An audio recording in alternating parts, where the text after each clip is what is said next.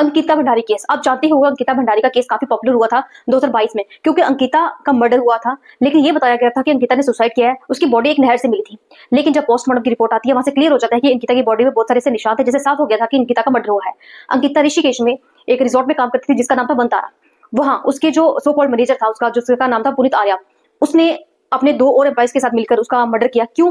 क्योंकि उसने अंकिता को एक एक्स्ट्रा सर्विस देने को बोला था। एक कोई वीआईपी गेस्ट आने वाला था, जिसके चलते अंकिता ने मना कर दिया था, और इसी के चलते काफी बहस हो जाती है उन तीनों के बीच में, उन चारों के बीच में। और वो क्या करता है, अंकिता के मर्डर का प्लान बनाता है और अपने दोनों एम्प्लॉइज के साथ मिलकर उसको ठिकाने लगा देते हैं। लेकिन इसी बीच एक अहम भूमिका निभाता है अंकिता का फ्रेंड, जिसका नाम था पुष्पदीप।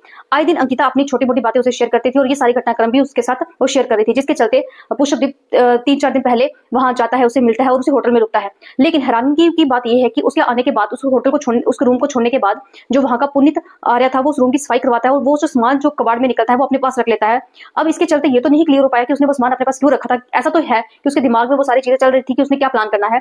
लेकिन सबसे अहम भूमिका निभाता है इस केस में पुष्पदीप, और कोर्ट को काफी मदद मिलती है उसकी गवाही से। और फाइनली इन तीनों आरोपियों को अब जाके लाइफ टर्म पनिशमेंट मिल चुकी है। अब ये अपनी बची हुई जिंदगी को, पूरी की पूरी जिंदगी को जेल में काटेंगे।